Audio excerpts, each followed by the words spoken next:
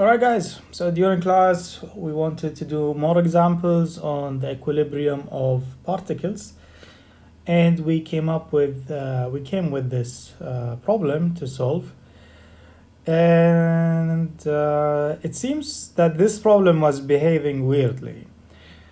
The numbers did not make that much sense, and there is a reason behind that. The thing is, the problem itself is not this problem, if that makes any sense. Originally, the problem looked like this. Now, why do I know this? Because I had to dig, I had to find the solution to this problem, and it wasn't adding up. الأرقام ما كان فيها منطق. Let me tell you what is happening here. Someone saw this problem, and in this problem, what is happening is this. He comes to you and he tells you that you have this system. And then he asks you, what load should be here if I want the whole system to be in equilibrium? This is just like that problem where we had to look for a W, if you remember. Now, that person came and he was like, let me change it. Let me change this to a given number. And let me tell you, or let me give them this number. And ask them to find the forces in each member. Now, this is all good in principle.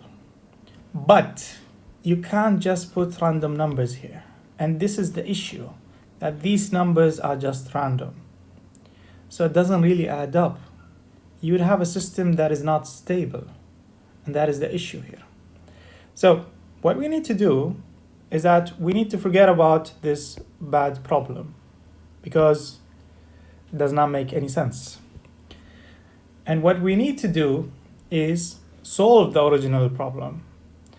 Now, this problem is kind of complicated, but we should be able to solve it together.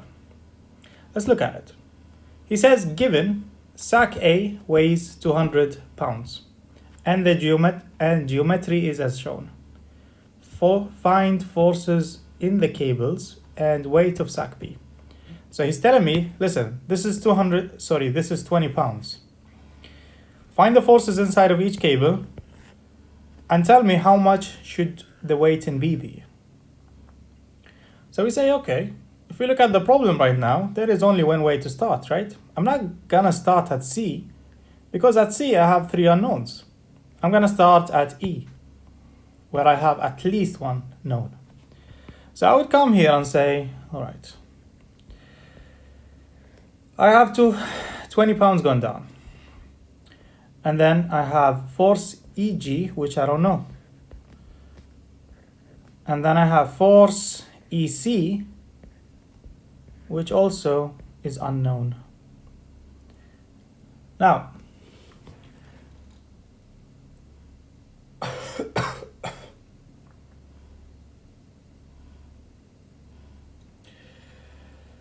so remember, you have two friends, sigma Fy equals 0, sigma Fx equals to 0. طبعا if I take sigma Fy, I'm gonna have 2 unknowns and 1 known. And if I take sigma Fx, I'm gonna have 2 unknowns. So we're gonna need to take sigma Fx and then find the relation between the vectors. Sigma Fx equals to 0. Anything to the right, I'm gonna say it's positive. So we have negative Fec because it's going to the left. And since I'm looking for the horizontal, I've got this angle here, and the x side is adjacent to the angle, so it has to be cosine. So cosine 45. And then I have Feg going to the right. I need this, the horizontal component here, and since it's the opposite of the angle 30, I'm gonna say sine 30 equals to 0. Let's find the relation between them. Here Feg sine 30, equals to FEC cosine 45. Let's take sine 30 to the other side. Let's put it in the calculator. So basically, cosine 45 over sine 30. We get square root of 2. So this means FEG equals to 1.4142 FEC. All right, we found the relation between them. And yeah, let's take sigma of y this time. Sigma of y equals 0. And in this case, we're going to have FEC going downwards. But this time it's going to be sine 45. So this is negative. Plus FEG going upwards. This time this is going to be cosine 30. And I have the 20 pounds. Sorry, I have 20 pounds that is going down. Equals to 0. Yeah, let's substitute. So we have negative FEC sine 45 plus FEG, which is going to be 1.4142 FEC times cosine 30 equals to 20. Let's find how much FEC is.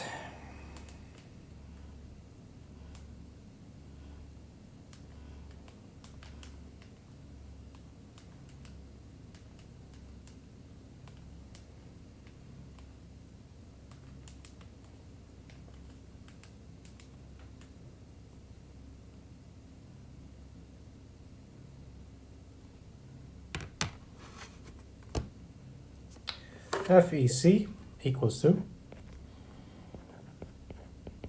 38.638 pounds, so LB. And since the answer came positive, this means that it's in tension.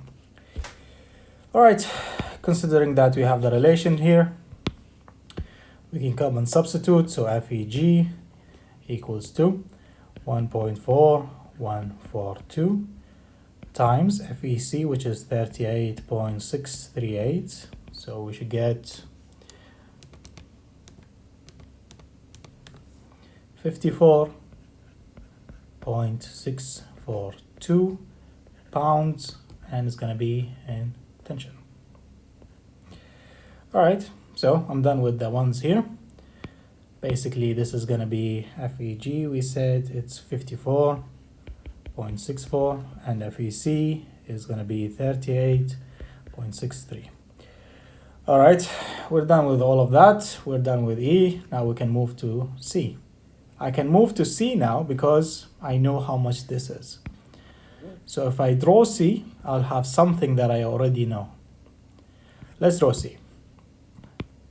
So for C, let's choose the color blue. This is point C. Let's delete this. And then down here, I have force CB, which is the weight. I don't know its magnitude, but I know it has to be going downwards. And then I have EC. Now, I said it was in tension and it had a magnitude of 38.63. شوفوا, this is the same thing. And then I have CD. I don't know its direction or magnitude, and we're gonna find it soon enough. Let's take this downwards. And yalla, if I take sigma of y, I'm gonna have two unknowns and one known. If I take sigma of x, I'm gonna have one unknown and one known, so that's gonna be the best scenario for me. So I'm gonna say sigma of x equals to 0. Anything to the right is positive, and I have FCD going to the left. So FCD, yeah, I need its horizontal component, so it's gonna be 4 over 5. So times 4 over 5 plus 38.63 which is this. Let's check the angle. This is the 38 or 38, and I need the horizontal, so basically I'm gonna choose cosine 45. Cosine 45 equals to 0. Let's find how much FCD is.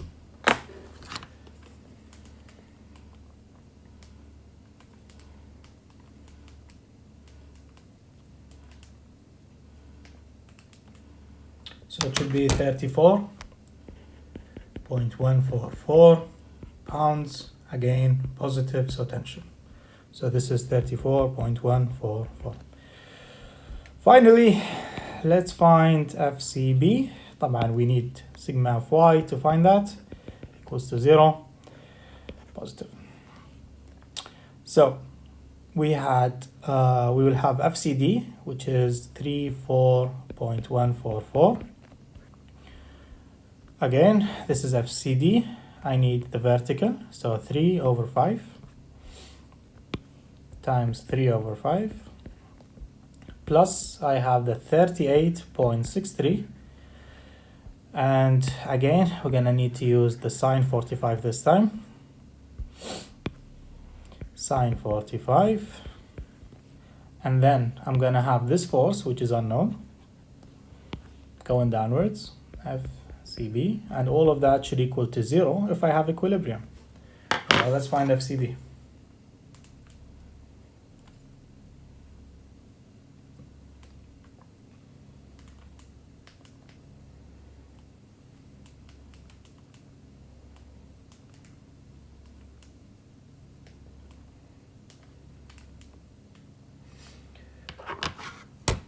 So the load, or FCB, is gonna has to be 47.802.